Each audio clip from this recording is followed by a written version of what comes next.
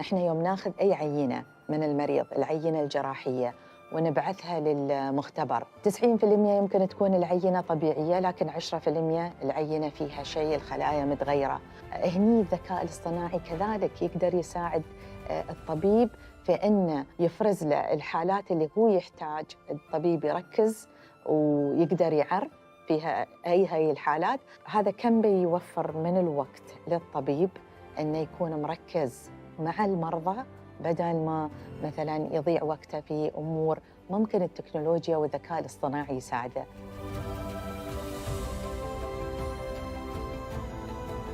الذكاء الاصطناعي هو المستقبل مو بس العلوم الطبية ولكن علوم كثيرة جدا. الذكاء الاصطناعي يساعدنا في خلق حلول لمشاكل العقل البشري بإمكانياته المحدودة ما يقدر يحلها، لكن الذكاء الاصطناعي وعلوم الحوسبة وعلوم الكمبيوتر المتقدمة عندها القابلية إنها تساعد القطاع الطبي على خلق حلول وخلق قطاع صحي متكامل. الآن في توجه إلى جعل الذكاء الاصطناعي يبحث في مسألة تداخل الأدوية مع بعض عند المرضى وتجنب العلاجات الجانبية من خلال وجود قاعدة بيانات للحساسيات وللأدوية ومطابقتها مع بعض قبل إعطاء الدواء للمريض.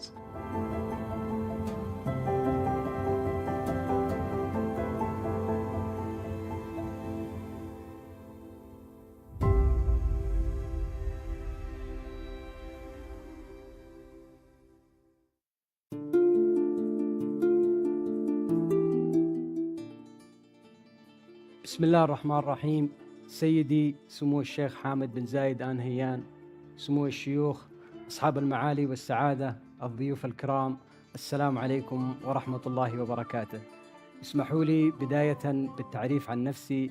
أخوكم الدكتور مشعل القاسمي، الرئيس التنفيذي لكل من مستشفى التأهيل التخصصي كابيتال هيلث ومركز هيلث شيلد الصحي.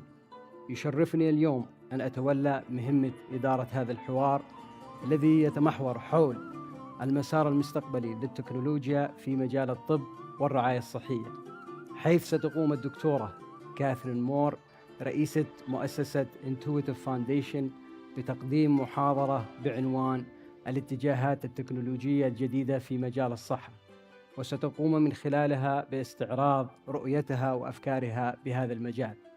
ألفت لعنايتكم الكريمة بأن المحاضرة ستكون باللغة الإنجليزية، وبإمكانكم استخدام السماعات لمتابعة الترجمة الفورية. اسمحوا لي الآن بأن أتحدث باللغة الإنجليزية. Your Highnesses, Excellencies, ladies and gentlemen, it brings me great honor to introduce a pioneer in medicine, Dr. Catherine Moore, President of the Intuitive Foundation. Dr. Moore has combined her deep knowledge and expertise in engineering, technology, and medicine to advance the healthcare landscape. Her lecture today, titled Charting New Paths in Healthcare Technologies, will offer us insights into the bright future in healthcare and the transformational impact of technology on the healthcare system. Now, kindly join me in welcoming Dr. Catherine Moore to start her lecture. Thank you. Your Highnesses, Excellencies, ladies and gentlemen, and my esteemed clinical colleagues, thank you for the opportunity to address you today to talk about the intersection of technology and medicine and how we might be thinking about these things in the future. When we think about being able to move patient care forward from the intersection of technology and healthcare, we need to be always thinking in the context of what is going to be best for the patient. How is it that we can reimagine this future that will be bringing us new longevity and healthcare in the future? But before I go into what is it that we're doing in the next few years, it's important to understand the context of how technology has changed healthcare over the last 100 years.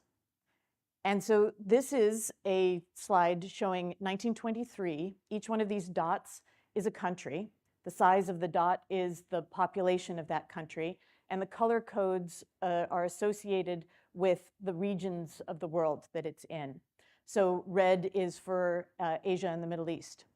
And we can draw a line through this scattering of dots, because what we notice as countries got wealthier, their population got healthier. And we can draw a line that is this health-wealth line. And if you had looked at the way countries had moved on this health-wealth line in the previous 100 years, they had really just moved up and down that line.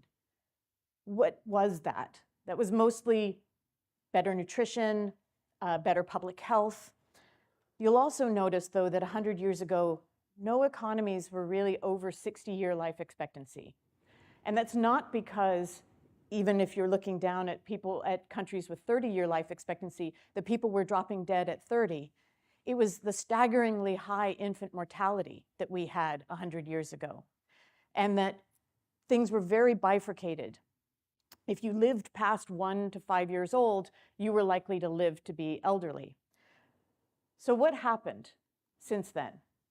Well, if we play this data forward to today, we saw that things kind of went crazy during World War II. And then something amazing happened between World War II and the early 1990s. Every single one of these economies, normalized to today's dollars, still moved up above that 60-year life expectancy line. And you'll also notice that that health-wealth line flattened out. You'll also see that the region in Asia and the Middle East moved up in terms of health and then moved out in terms of wealth. So countries got healthy and then they got wealthy. What happened there? Vaccines, antibiotics, and lots of changes in surgery. And when we think about all of those, they are medical technologies.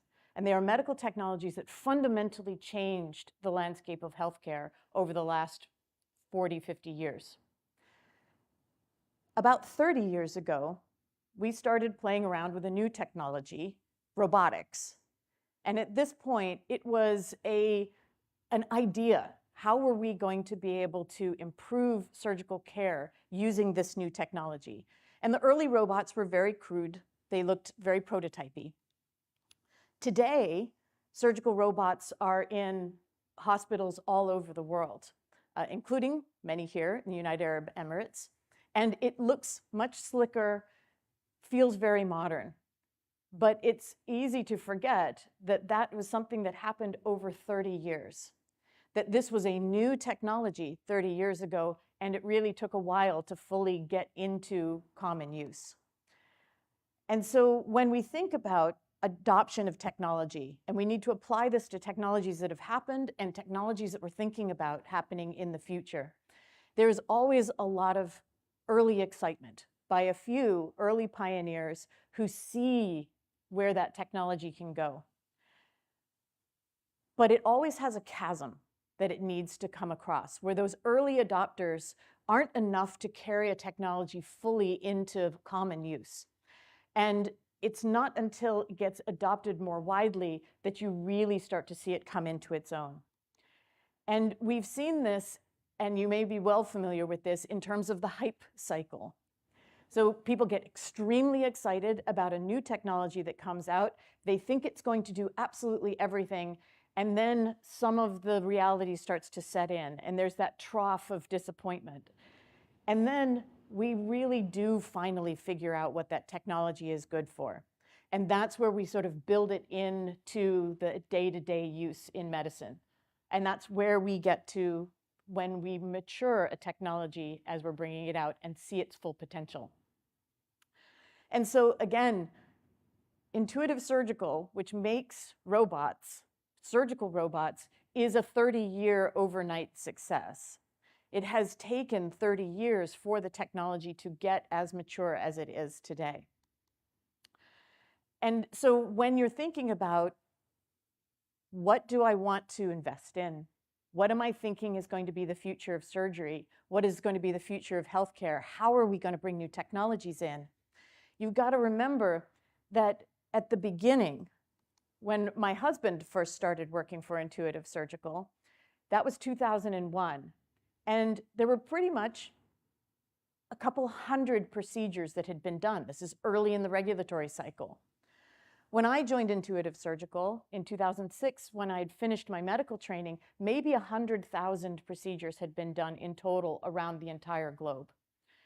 You can't see that we're at over 2 million procedures a year, every year, from where you are there, unless you can put on your futurist goggles and you can see where a technology is going to go. And so you need to be able to look at something like this, which is a little robotic hand, and be able to say, if I can control that with the motion of a surgeon's hand and be able to put that through a small incision, surgery will get better.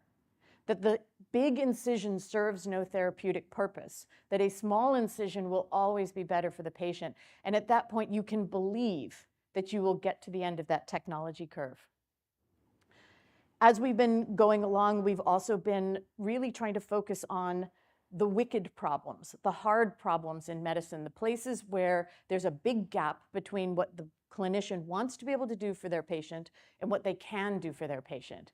And we bring in technologies like robotics that can come in parallel and be able to deploy inside the body so that we can go from 3 incisions or 5 incisions just to 1. We also start looking for big problems like lung cancer, a big gap between diagnostics and then being able to do therapeutics.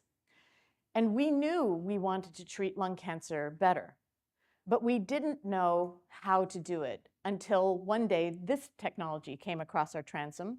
This is a fiber Bragg grating. It is a glass fiber that is interrogated with a laser. And you can know the point, the tip, within a millimeter with a meter-long fiber. And this was exciting because what it let us do was now understand the shape of a catheter that we were putting in, know where the tip of that catheter is, and be able to steer that through the body with incredibly high precision. We knew the problem. We didn't have the technology yet. We'd already been making robots. But when this new sensor came out, we could now make a new robot. And we were able to add these new technologies together and build a robot around the idea of that catheter. And so what does that catheter let you do? And there's a lot of technologies that came together on this particular robot that weren't even conceivable when we first started building robots. So those technologies are, we needed machine learning to be able to allow us to parse out the bronchial tree. We needed to have navigation so that we could navigate our way through and be able to get to a tumor that's up in the apex of the lung. We needed to be able to meld the view that the surgeon is seeing on the bottom right, which you can see is somewhat obscured, with the synthetic view that we were able to present them from the reconstructed CT scan and be able in real time to do a biopsy and get a tissue sample. So being able to bring a new technology in the form of the sensor, the fiber Bragg grating, being able to bring in machine learning algorithms and being able to build navigational were all necessary to be able to bring together this particular robot. So why were we interested in this? Why is this one of the wicked problems? Well, because in the past, if you had a small nodule that was found in your lung and you underwent imaging for it, 9 out of 10 times when it's small, it's going to be benign. And so you do not want to do an open lung surgery to take out a benign tumor. You kill more people than you save if you take that approach. And so for a long time, the way we managed looking at a nodule was to do serial CT scans, and then when the nodule had grown large enough, then go in and do the surgery. But often what that meant is that the survival of the patient was halved because the size of the nodule had grown enough that they were now going from maybe a 15%, maybe an 80% chance of seeing a 5-year anniversary from diagnosis back to maybe a 40% chance of seeing a 5-year anniversary after diagnosis. Also, during that entire time, if you're going in for CT scans to rule out cancer, it's hard to not believe that you have cancer. And this is an 18-month ordeal for a patient who is waiting for that workup. What we could see when we saw that new catheter was being able to identify that lesion, snake in through the bronchial tree, sample that lesion, give them a definitive diagnosis, and then be able to do an immediate surgery. We were able to bring this down to 4 weeks. Now, earlier this week, I was in Los Angeles at a VC conference in life sciences, and I was talking to the head of innovation at the Mayo Clinic. She's a thoracic surgeon that uses this technology, and she is now doing a single anesthesia event process, which means she puts the patient under, does the catheter procedure. If it's cancer, she never wakes the patient up. She goes straight into doing the resection and then wakes the patient up with their cancer cured. And so now she's looking at a 48-hour turnaround from first seeing that nodule to having a definitive care. This is the kind of thing where when a new technology comes and it helps you solve one of the wicked problems in medicine, this is going to be durable. This is going to be the kind of thing that will move you out into the future. So lots of people have been looking at robots in the last 30 years since these first robots came out. Robots have been used in eye surgery, in bone surgery, new ones coming out in dental surgery, and being able to think about ways in which you can do needle biopsies from inside of a CT scanner. And they're out there and they're commercially viable.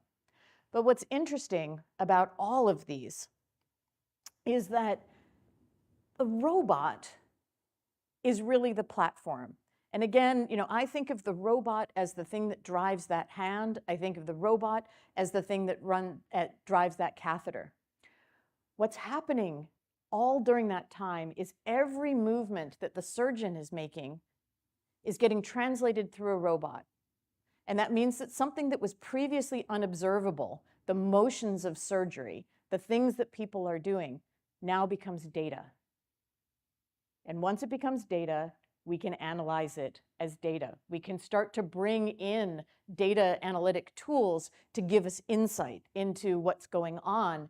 The previously unobservable process of somebody learning is now observable. We start to be able to synthesize data from millions of procedures and be able to drive insights around not just how is that procedure being done, but how is that procedure fitting inside the workflow of a hospital? How is changes in the procedures that we're doing affecting how people are moving out of critical care following their surgery? How are we thinking about changing the face of medicine and being able to measure it? Because being able to look at the data allows us to really think about it in a much more analytic way. And so when we think about the ways in which we incorporate these new kinds of data analytics onto the robot, we are doing things like taking preoperative CT scans of an individual patient prior to their surgery, making a 3D model of all of their organs, and allowing preoperative planning. You don't need to do that for most procedures, but for the really tricky ones, you really need to know where are the vessels sitting with respect to the tumor. Another one of these wicked problems is when you take the tumor out, often you don't necessarily know if you've left a small amount of it behind. It's too small to see. But if we could put near-infrared imaging in and be able to get these tumors to light up, you would be able to see residual cancer in the tumor bed in real time without having to send it off to pathology, get a section that says, well, you've got a positive margin, you need to go back for another surgery. in real time, we can determine whether you need to take more. We can also really start to study how people learn. For the first time, as I said, we're taking surgery and making the process of surgery observable, which means we can take clinicians who are going from being a novice to being an expert, and we can watch them as they progress. We can take a lot of experts and we can look at the differences between what those experts are doing and what the novices are doing. We start to be able to characterize and understand expertise, and that helps us teach it.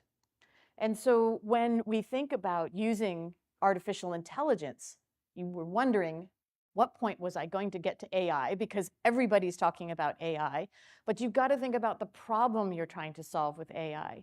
And in this situation, bringing AI and machine learning in to objectively look at people's skills, to be able to figure out how is it that we move someone from being a novice to an expert. This is where we start to look at the characteristics of the way these things are performed.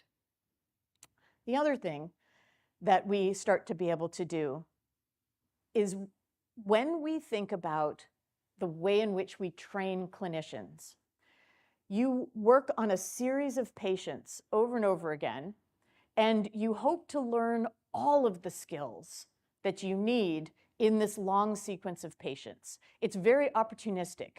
A patient with a particular type of condition comes across, and you learn about that. We don't train pilots that way. They don't fly in fair weather over and over and over again, and then we expect them to be able to manage a thunderstorm. What we can do when we're really starting to think about the ways in which we're training is we can train on the edge cases.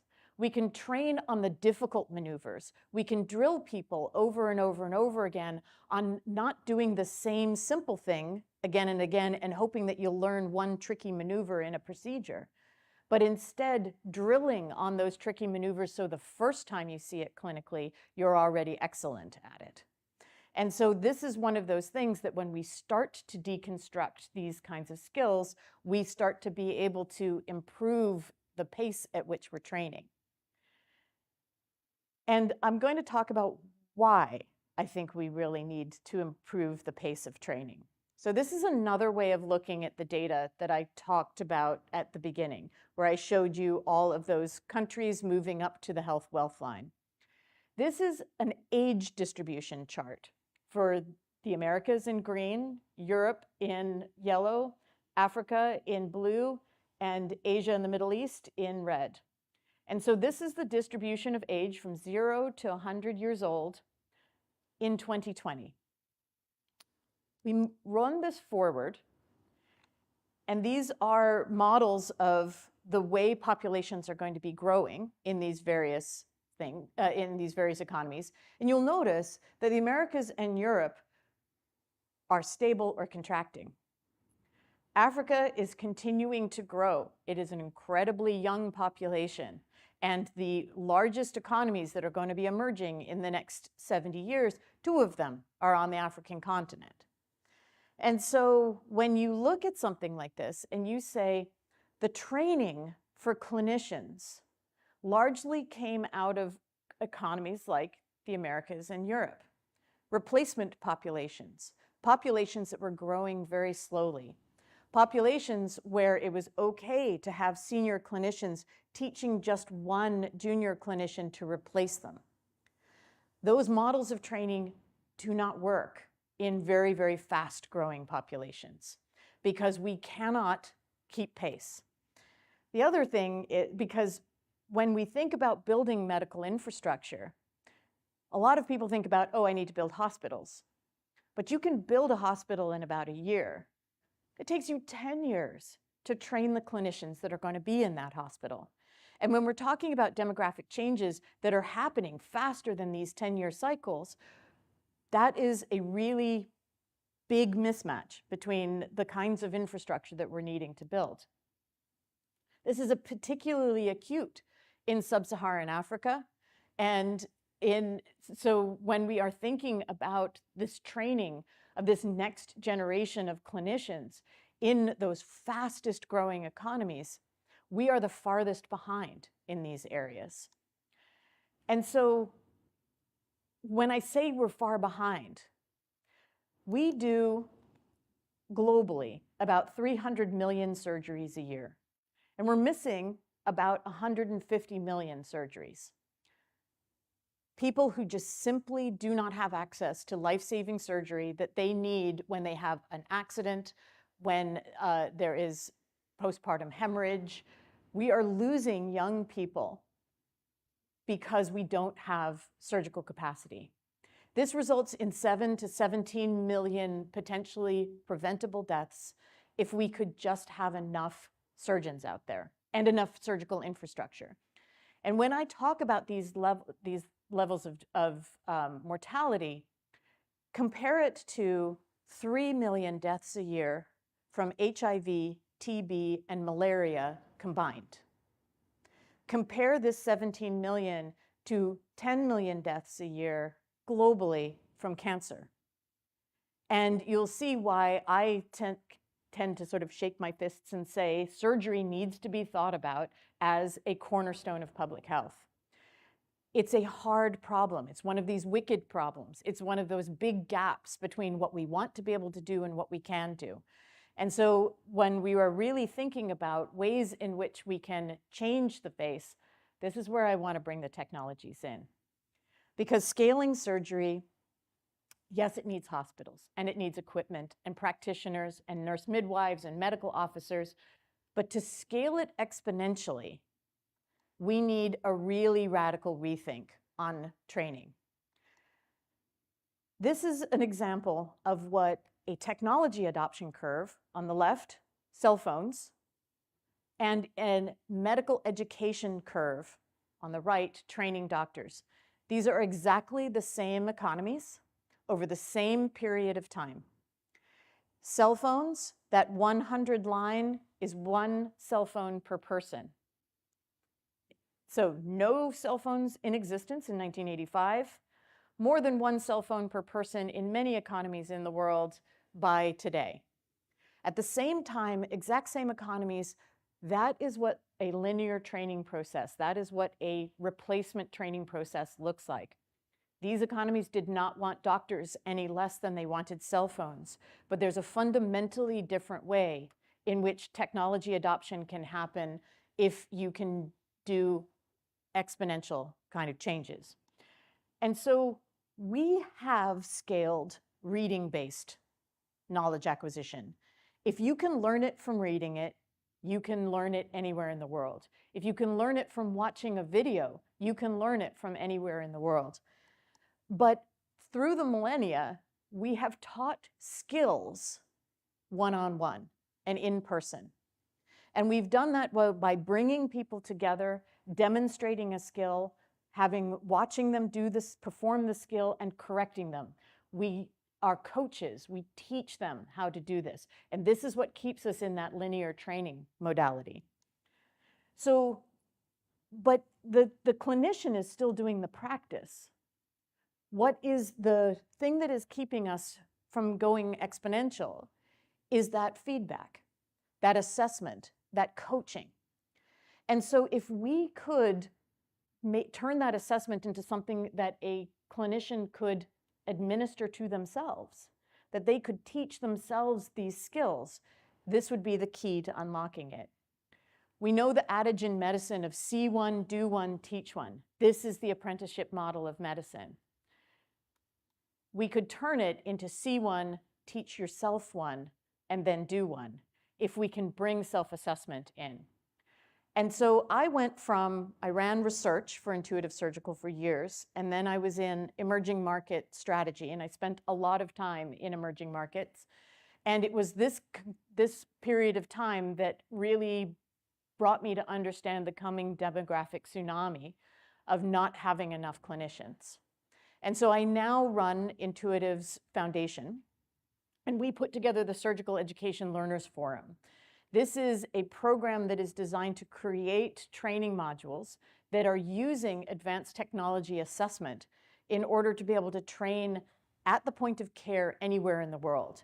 And when I mean anywhere in the world, I mean in district hospitals in very, very under-resourced areas. And so the winners of the initial challenge that we did created laparoscopic training boxes that you could make out of cardboard. But the big technology push in this is that they're using their cell phones to video themselves. They upload it to a peer-to-peer platform, and they review one another's videos with a checklist.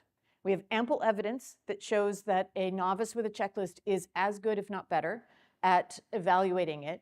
And we're training AIs to give immediate feedback on the performance of that, and so that people can get rapid, formative feedback and be able to practice on their own. So there was a hospital in sub-Saharan Africa where the entire clinical group, from the trainees all the way up to the senior clinicians, trained themselves on laparoscopic surgery. Nobody flew in to teach them. And now that hospital is doing 7 to 9 laparoscopic cases per week. It's a model that we can scale much further beyond.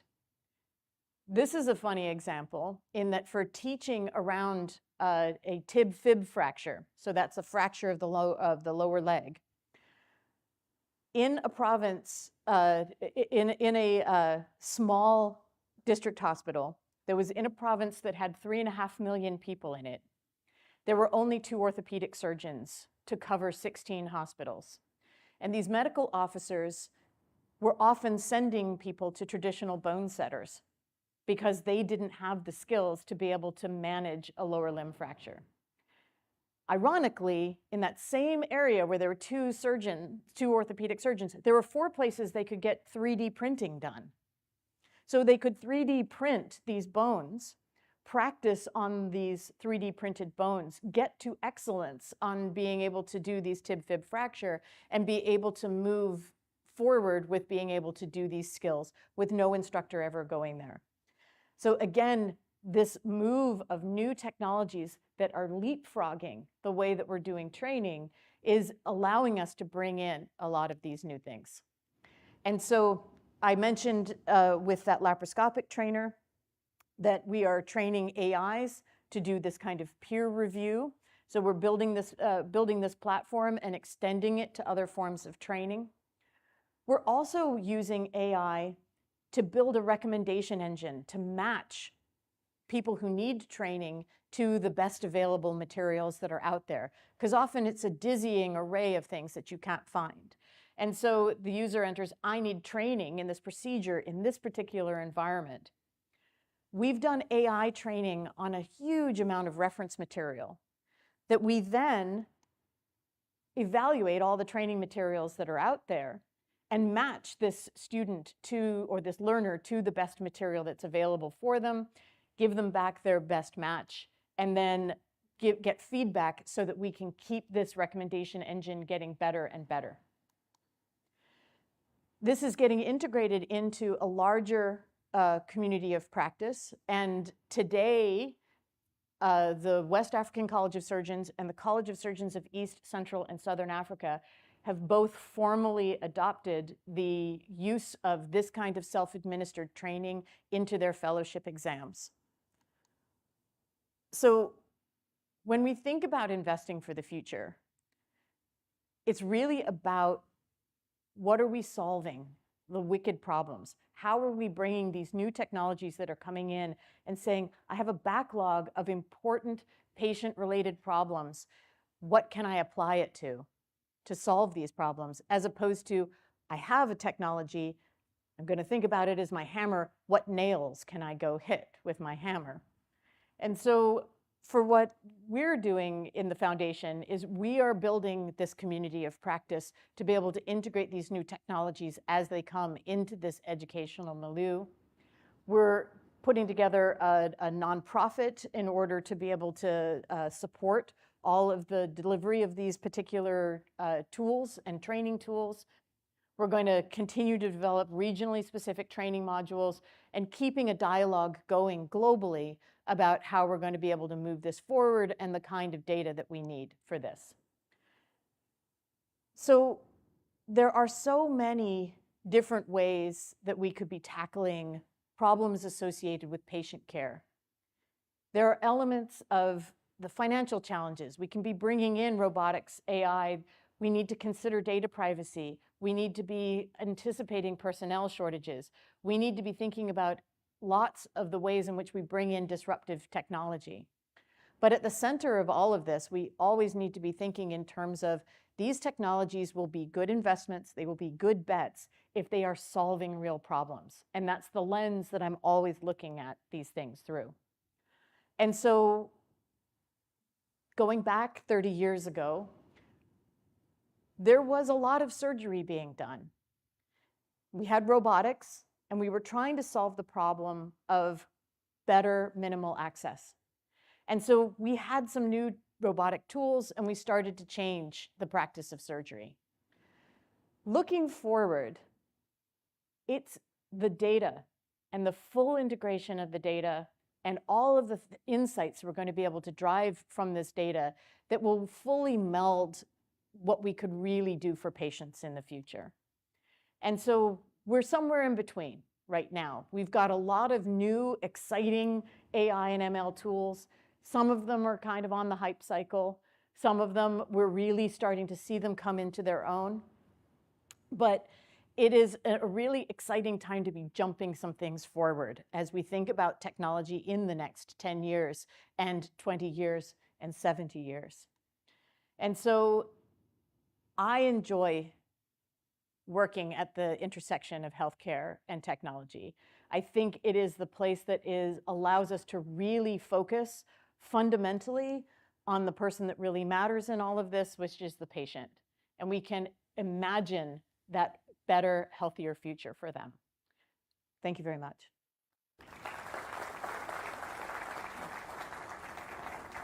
Thank you, Dr. Katharina, for this valuable and informative lecture.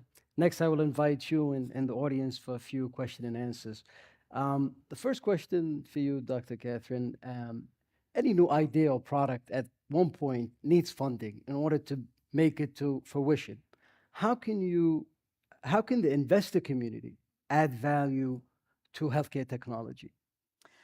Well, there's so many different ways in which we can do investment, from venture capital to doing government investment for larger populations to things like philanthropic investment that I'm doing. And I think they each have their own niche. And we need to think about, with venture, can I get a return on investment? With government programs, how am I best benefiting the population? And in the areas of philanthropy, I'm using it to focus on, can we build new thought infrastructure associated with it?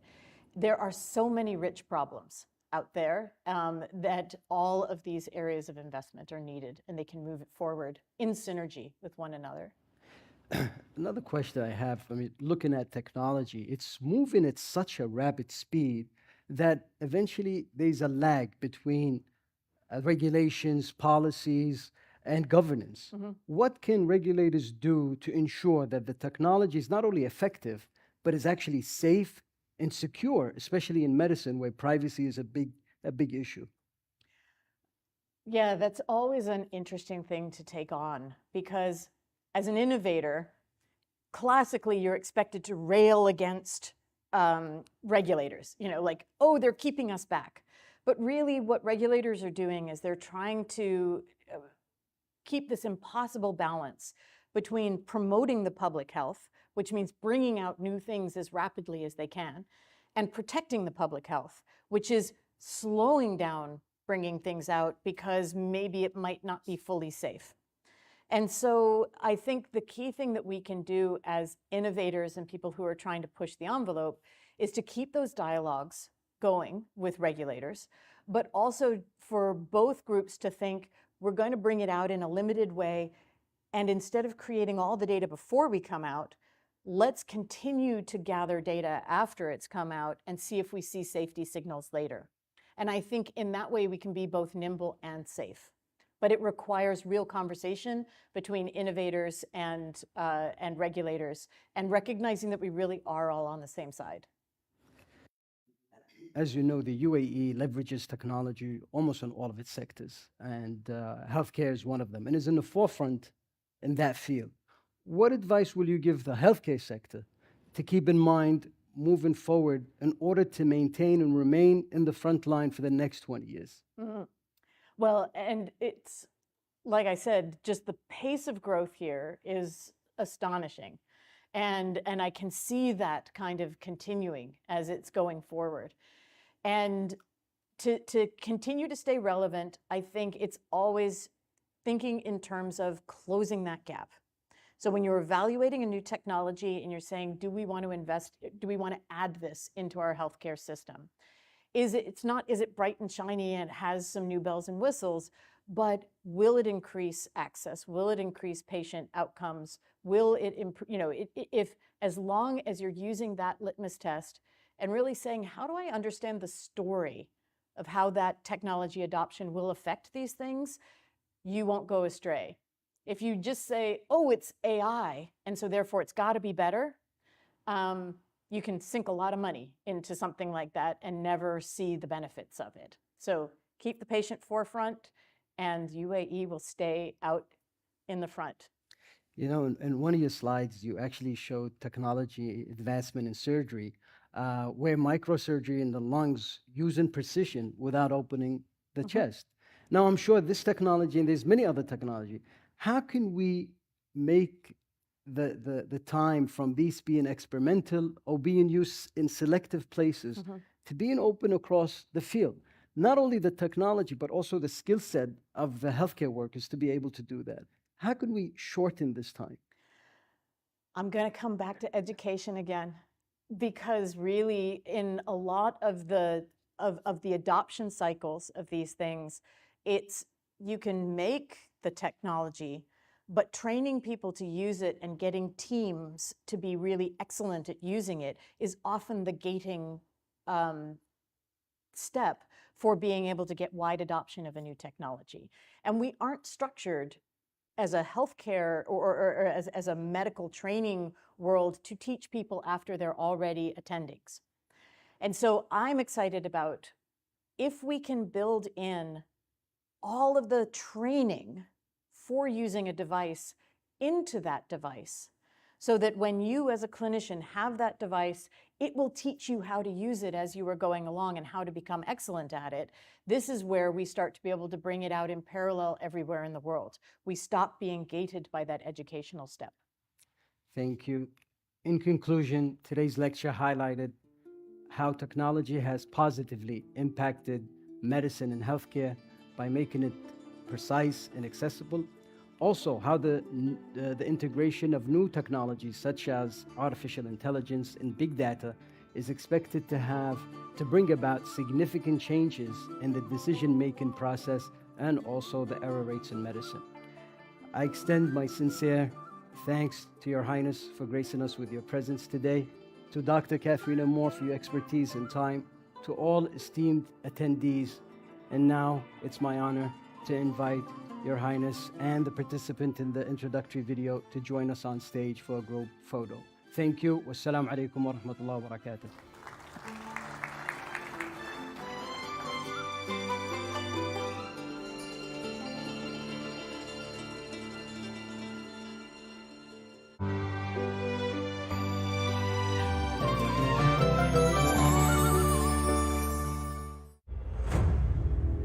إذا ودك نأمن حياتنا زوجيني فوز. لا تسوي سوياك الشينة اللي الكل يعرفها. انهزم امسح قبل لا يذبحوك. رجال اطلع برا البيت. ايش علي؟ اجيب حقك وحقه لعندك شرف. علي انت تقدر تساعده لكن تعمدت انه يموت. معقولة؟ يلا يا رجال.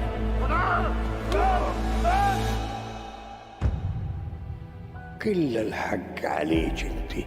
رحنا نزورهم لجل نشوف العين، لكن العنود ما كانت موجودة. وليه ما تكونيني انت اللي ذبحتيها يا ترى؟ عيدك عن بنيتي. ما شيطان الا بني ادم. شرب فعايلك الشينة. أهلك ما يخافون الله يا زهوة. أنا ما عمري عشت يوم هني مع ساري. اليد انا تهمت على واحدة من خواتي اقطعها. عندك. والله لو ما حق الحا والشوارب اللي يكفلونه ولا مردغة خشبك بالتراب. قضايا من البادية يومياً في رمضان 7 مساءً على قناة الإمارات.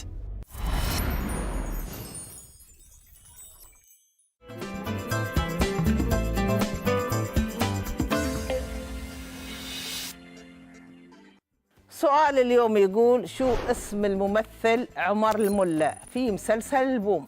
هل هو 1 ناصر، 2 شهاب، 3 خميس؟ لا تنسون تطرشون رقم الإجابة الصحيحة على الرقم الظاهر في الشاشة، وفالكم الفوز.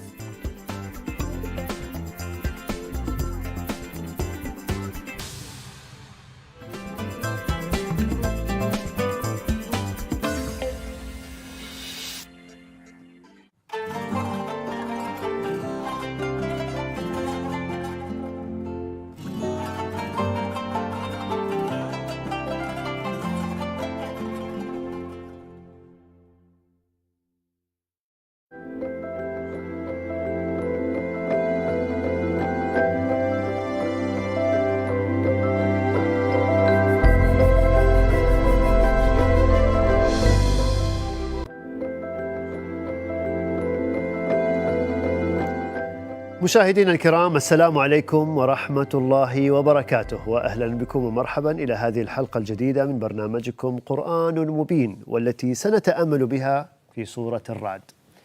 تتحدث سورة الرعد عن بعض سنن الله في الكون وفي الخلق: سنة التغيير، سنة البقاء للأنفع، سنة تغيير الأقدار بالأعمال.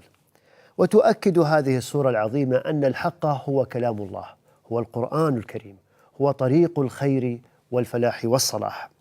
وفي هذه الحلقة المباركة يسعدنا ويشرفنا أن نرحب بسعادة الدكتور خليفة الظاهري، مدير جامعة محمد بن زايد للعلوم الإنسانية. أهلا بكم ومرحبا سيدي. مرحبا وسهلا فيك أخوي موسى، ومرحبا بالأخوة المشاهدين الكريم.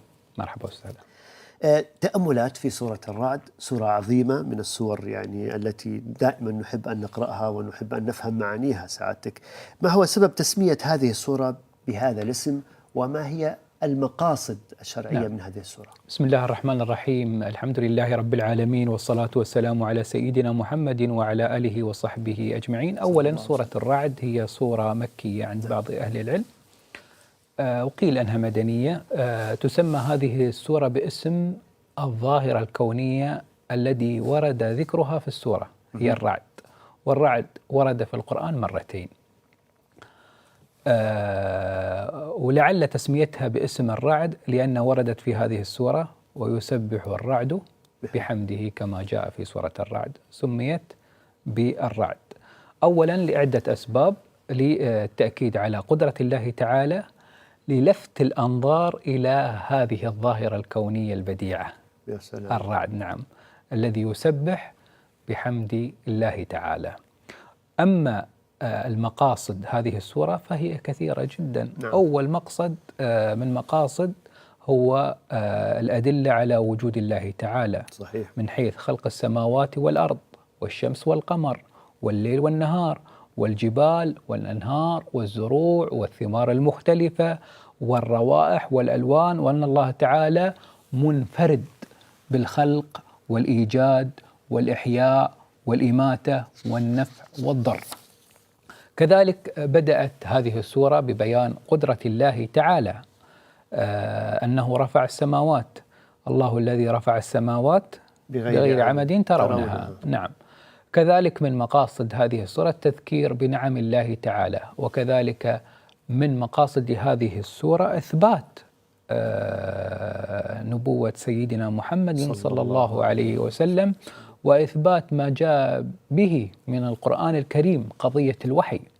نعم، هذا الكتاب المسطور ما اشتمل عليه من حقائق، ما اشتمل عليه من تعاليم، ما اشتمل عليه من تكاليف، ما اشتمل عليه من بلاغة لغوية. صحيح. من أساليب لغوية معجزة، من مقاصد تدل على الوجود الإلهي، تدل على الأعمال الصالحة. كل هذه هي مقاصد سورة الرعد. جميل. دكتور، لا شك بأن لهذه السورة سورة قبلها. نعم. طبعا، وهذه السورة أيضا من السور العظيمة، والتي يعني لها أيضا تصنيف معين بأنها نزلت دفعة واحدة على نعم. رسول الله صلى الله عليه وسلم، وهي سورة يوسف. نعم. فما العلاقة بين سورة يوسف وسورة الرعد؟ سؤال ممتاز حقيقة. سورة الرعد تأتي بعد سورة يوسف. المتأمل في سورة يوسف سيجد هناك مناسبة بين سورة يوسف وسورة الرعد. ولماذا جاءت سورة الرعد بعد سورة يوسف؟ في سورة يوسف جاء قول الله تعالى: وكأي من آية في السماوات والأرض يمرون عليها وهم عنها معرضون. هنا تتحدث الآية عن السماوات والأرض بشكل مجمل وشكل عام. نعم. التفصيل أين جاء؟ جاء في سورة يوسف. الرعد. عفوا الرعد. في سورة الرعد. الله الذي رفع السماوات بغير عمد ترونها ثم استوى على العرش وسخر الشمس والقمر كل يجري لأجل مسمى يدبر الأمر يفصل الآيات لعلكم بلقاء ربكم توقنون. إذن التفصيل يعني ربط نعم. فهنا تفصيل في هذه السورة، تفصيل ما أجمل في سورة يوسف. نعم. وهذا العلم علم جميل، علم يساعدنا في تفسير القرآن الكريم، يسمى علم المناسبة. نعم. ما المقصود بالمناسبة دكتور؟ علم يبحث بين علاقة السور فيما بينها. لماذا هذه السورة جاءت قبل هذه السورة، ولماذا هذه السورة جاءت بعد هذه السورة. كذلك علم يبحث في المشترك بين الآيات واسم السورة. صحيح. فهو علم مهم يساعدنا على تفسير القرآن الكريم، ويجب أن نهتم فيه وأن لا نغفل عنه. هذا العلم متاح دكتور نعم. للناس العادية يعني نعم. اللي غير ممارسة يعني للأمور الشرعية. وهو علم قائم، له بعض الكتب، له بعض الأبحاث. علم المناسبة. نعم، علم المناسبة، العلم الذي يبحث في المناسبة بين السور والآيات. نعم. جميل. يعني نعم. نستفيد من هذه النقطة. صحيح. دكتور، حتى والسادة المشاهدون أيضا نعم. يستفيدون منها. دكتور، أيضا يقول تعالى في نفس السورة، سورة الرعد: وفي الأرض قطع متجاورات. نعم. هنا نبحث سيدي عن الدلالات اللغوية والعلمية في هذا الجزء البسيط. نعم. يجب أن نقف حقيقة وقفة تأمل، وقفة علمية في هذه الآية الكريمة. نعم. لأن هناك حقيقة فيها الكثير من المعاني. الله سبحانه وتعالى يقول: وفي الأرض قطع متجاورات. متجاورات أي متقاربات، يقرب بعضها من بعض لكنها مختلفة. هذه الأرض مختلفة، هذه طيبة تنبت، وهذه سبخة لا تنبت. صحيح. هذه قليلة الريع وهذه كثيرة الريع. سبحان الله. فيها جنات من أعناب وزرع ونخيل صنوان وغير صنوان. نعم.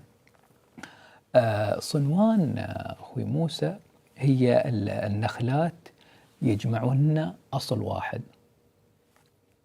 غير صنوان هي النخلة المنفردة بأصلها. سبحان الله. نعم. شفت كلمة واحدة لكن نعم. الصنوان نخلة لكن لها يعني نخل كثير يجمعهن أصل واحد، لكن غير صنوان نخلة واحدة منفردة بأصلها. نعم. والعرب هم أهل النخل دكتور. صنوان يعني مجتمعة، وغير صنوان متفرقة كما يقول أهل العلم. طيب دكتور، نعم. تسمح لنا نقف عند نقطة عند هذا الفاصل ونرجع نستكمل إن شاء الله الدلالات الأخرى اللي في هذه الآية الكريمة. مشاهدينا الكرام، ابقوا معنا.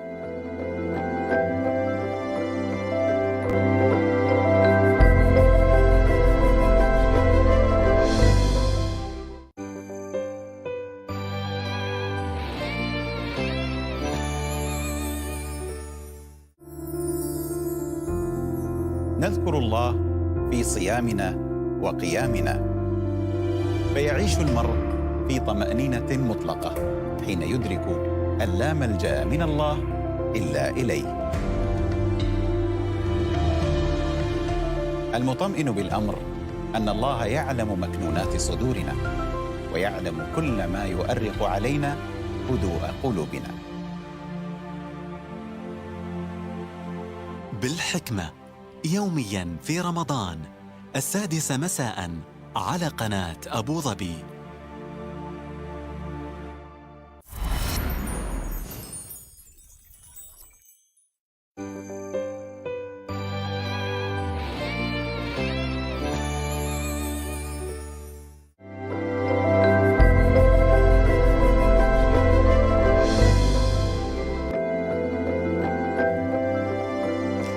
أهلا بكم مجددا مشاهدينا الكرام، وباسمي وباسمكم أرحب بسعادة الدكتور خليفة ظاهري مدير جامعة محمد بن زايد للعلوم الإنسانية. أهلا بكم ومرحبا سيدي مرة أخرى.